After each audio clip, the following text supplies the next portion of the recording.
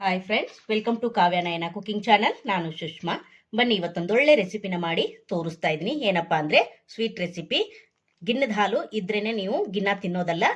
ಗಿನ್ನದ ಹಾಲು ಇಲ್ದೇನೆ ನಾವು ಗಿನ್ನನ ಮನೆಯಲ್ಲಿ ಯಾವ ತರ ಸಿಂಪಲ್ ಆಗಿ ಮಾಡೋದು ಅಂತ ತೋರಿಸ್ಕೊಡ್ತಾ ಇದ್ದೀನಿ.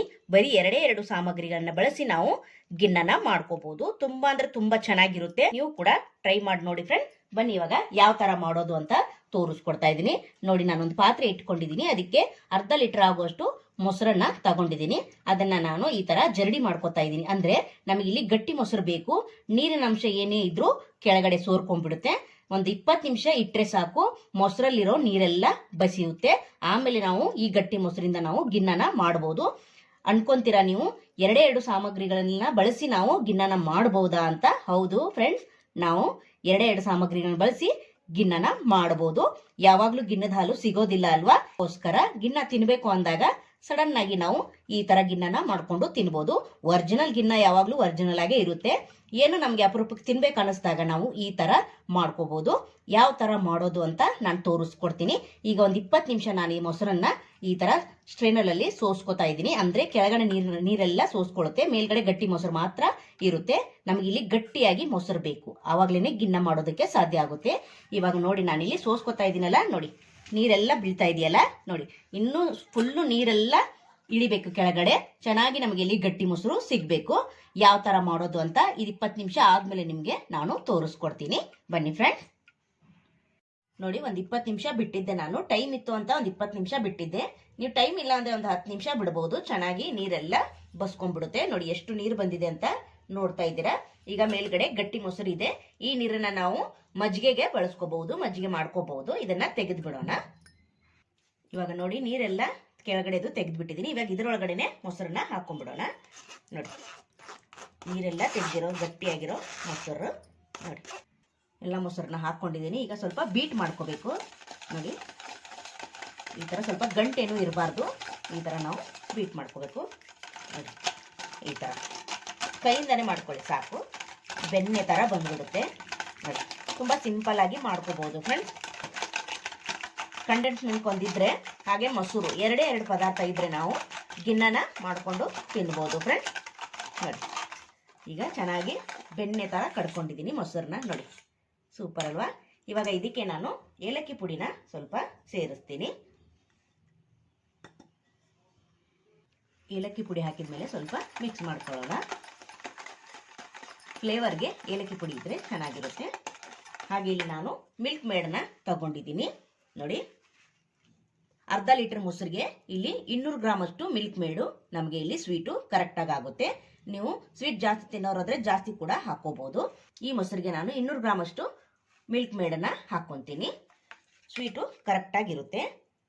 ಮಾಡ್ತಾ ಮಾಡ್ತಾ ನಿಮಗೆ ಸ್ವೀಟ್ ಏನಾದರೂ ಜಾಸ್ತಿ ಕಡಿಮೆ ಅನ್ಸಿದ್ರೆ ನೋಡಿಕೊಂಡು ಮತ್ತೆ ನೀವು ಮಿಕ್ಸ್ ಮಾಡ್ಕೋಬಹುದು. ಒಂದೇ ಸತಿ ಬೇಡ ಅನ್ನೋರು. ನೋಡಿ, ಇವಾಗ ಮಿಲ್ಕ್ ಮೇಡ್ನ ಹಾಕೊಂಡಿದ್ದೀನಿ. ಚೆನ್ನಾಗಿ ಬೀಟ್ ಮಾಡ್ಕೊಳ್ಳೋಣ. ಒಂದೇ ಸತಿ ಜಾಸ್ತಿ ಸ್ವೀಟ್ ಆಗುತ್ತೆ ಅಂದ್ರೆ ಸ್ವಲ್ಪ ಸ್ವಲ್ಪನೇ ಹಾಕೊಂಡು ನೋಡಿ. ಒಟ್ಟಿನಲ್ಲಿ ಇಲ್ಲಿ ಅರ್ಧ ಲೀಟರ್ ಮೊಸರಿಗೆ 200 ಗ್ರಾಮ್ ಆಗುವಷ್ಟು ಸ್ವೀಟು ಸರಿ ಹೋಗುತ್ತೆ. ಅಂದ್ರೆ ಮಿಲ್ಕ್ ಮೇಡು 200 ಗ್ರಾಮದು ಪ್ಯಾಕೆಟ್ ಸಿಗುತ್ತೆ ನೋಡಿ, ಅದನ್ನ ತಂದು ನೀವು ಹಾಕೊಂಡ್ರೆ ತುಂಬಾ ಚೆನ್ನಾಗಿರುತ್ತೆ. ಅಂದ್ರೆ ಸ್ವೀಟು ಕೂಡ ಕರೆಕ್ಟ್ ಆಗಿರುತ್ತೆ. ನಿಮಗೆ ಬೇಕಾದ್ರೆ ಬೆಲ್ಲ ಕೂಡ ಸಕ್ಕರೆ ಕೂಡ ಹಾಕೋಬಹುದು. ನಾನಿಲ್ಲಿ ಮಿಲ್ಕ್ ಮೇಡ್ನ ಬಳಸಿ ಗಿನ್ನನ ಮಾಡಿ ತೋರಿಸ್ತಾ ಇದ್ದೀನಿ. ನೋಡಿ, ಈ ತರ ಚೆನ್ನಾಗಿ ಮಿಕ್ಸ್ ಮಾಡ್ಕೊಳ್ಳೋಣ. ತುಂಬಾ ಸಿಂಪಲ್ ಆಗಿ ಮಾಡ್ಕೋಬಹುದು. 10 ನಿಮಿಷದಲ್ಲಿ ನಮಗೆ ಗಿನ್ನ ತಿನ್ಬೇಕು ಅಂದಾಗ ನಾವು ಈ ರೆಸಿಪಿನ, ಈ ಸ್ವೀಟ್ನ ಮಾಡ್ಕೊಂಡು ತಿನ್ಬೋದು. ನೋಡಿ, ಇವಾಗ ಟೇಸ್ಟ್ ಸ್ವಲ್ಪ ನೋಡಿ ಗೊತ್ತಾಗುತ್ತೆ. ಇನ್ನೊಂದು ಸ್ವಲ್ಪ ಸ್ವೀಟು ಬೇಕಾಗಿದೆ. ಗಿನ್ನಕ್ಕೆ ನಾವು ಸ್ವೀಟು ಮುಂದಾಗಿನೇ ಹಾಕಬೇಕು. ಗಿನ್ನ ಮಾಡ್ತೀವಿ ಅಂದಾಗ ಸ್ವೀಟು ಸ್ವಲ್ಪ ಮುಂದಾಗಿನೇ ಹಾಕಿರಬೇಕು. ಅಂದ್ರೆ ಗಿನ್ನು ತುಂಬಾ ರುಚಿಯಾಗಿರುತ್ತೆ. ನೋಡಿ, ಇವಾಗ ಮತ್ತೆ ನಾನು ಸ್ವಲ್ಪ ಮಿಲ್ಕ್ ಮೇಡ್ನ ಹಾಕೊಂಡು ಚೆನ್ನಾಗಿ ಮಿಕ್ಸ್ ಮಾಡ್ಕೊತಿದ್ದೀನಿ. ಟೋಟಲ್ ಆಗಿ ಇಲ್ಲಿ 200 ಗ್ರಾಮ್ ಆಗುವಷ್ಟು ಮಿಲ್ಕ್ ಮೇಡು ಸರಿ ಹೋಗುತ್ತೆ.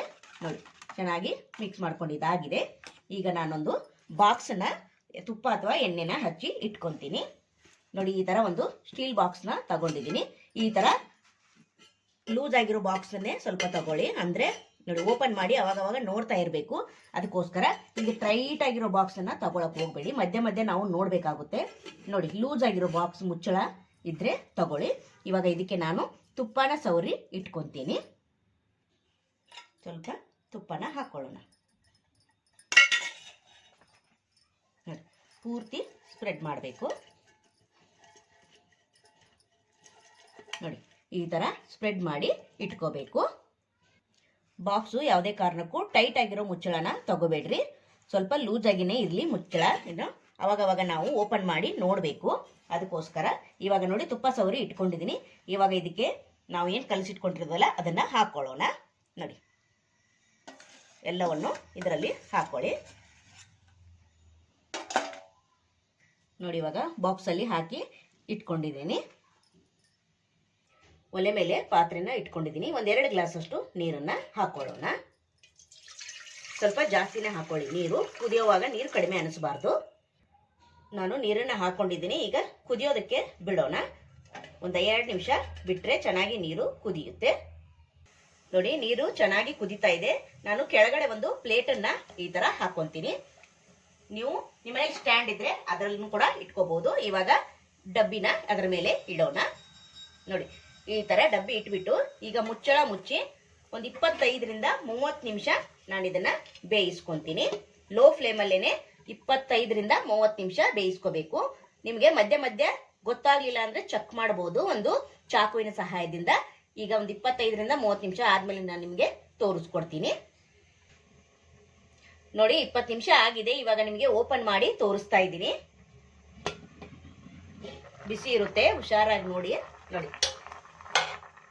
ಇವಾಗ ಮೇಲ್ಗಡೆ ಮುಚ್ಚಳನ ನಿಧಾನಕ್ಕೆ ಚಾಕುವಿನ ಸಹಾಯದಿಂದ ಈ ತರ ನೋಡಿ. ಅದಕ್ಕೆ ಮುಚ್ಚಳ ಇಲ್ಲಿ ಲೂಸ್ ಆಗಿದ್ರೆ ನಾವಿಲ್ಲಿ ತೆಗೆಯೋದಕ್ಕೆ ಸುಲಭ ಆಗುತ್ತೆ ಅಂತ ಅರ್ಥ. ಇವಾಗ ನೋಡಿ ಚಾಕುವಿನ ಸಹಾಯದಿಂದ ಚುಚ್ಚಿ ನೋಡೋಣ ಇದ್ರೊಳಗಡೆ ಆಗಿದೆ ಇಲ್ಲ ಅಂತ ನೋಡಿ. ಅಂದ್ರೆ ಇನ್ನೊಂದು ಸ್ವಲ್ಪ ಅಂಟ್ತಾ ಇದೆ, ನೋಡ್ತಾ ಇದ್ದೀರಾ ನೋಡಿ. ಸ್ವಲ್ಪ ಅಂಟಿದೆ ಅಲ್ವಾ.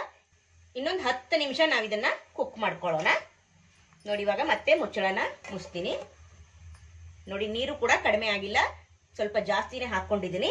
ಈಗ ಮತ್ತೆ ನಾನು ಮುಚ್ಚಳ ಮುಚ್ಚಿ ಈಗ 20 ನಿಮಿಷ ಆಗಿದೆ. ನಾನು ಇನ್ನೊಂದು 10 ನಿಮಿಷ ಬಿಡ್ತೀನಿ. ಇಲ್ಲಿ ನಾನು 30 ನಿಮಿಷಕ್ಕೆ ನಿಮಗೆ ಓಪನ್ ಮಾಡಿ ತೋರಿಸ್ತೀನಿ. ನೀವು ಕೂಡ ಈ ತರ ಮಧ್ಯ ಮಧ್ಯ ಒಂದು 15 ನಿಮಿಷಕ್ಕೆ ಅಥವಾ 20 ನಿಮಿಷಕ್ಕೆ ನೋಡಿದ್ರೆ ನಿಮಗೆ ಗೊತ್ತಾಗುತ್ತೆ ಚಾಕುವಿಗೆ ಅಂಟ್ತಾ ಇದೆಯೋ ಅಥವಾ ಇಲ್ಲ ಅಂತ.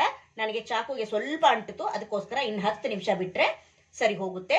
ಇಲ್ಲಿ 10 ನಿಮಿಷ ಬಿಟ್ಟಾದ್ಮೇಲೆ ನಿಮಗೆ ತೋರಿಸ್ಕೊಡ್ತೀನಿ ನೋಡಿ. ಫ್ರೆಂಡ್ಸ್, ಈಗ 30 ನಿಮಿಷ ಆಗಿದೆ. ನಾನು ಓಪನ್ ಮಾಡ್ತಾ ಇದ್ದೀನಿ ನೋಡಿ.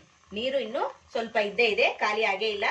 ಅದಕ್ಕೇನೆ ಮೊದಲು ಸ್ವಲ್ಪ ಜಾಸ್ತಿನೇ ನೀರು ಹಾಕೋಬೇಕು ನೋಡಿ. ಇವಾಗ ಮುಚ್ಚಳನ ನಿಧಾನಕ್ಕೆ ತೆಗಿಯೋಣ ನೋಡಿ.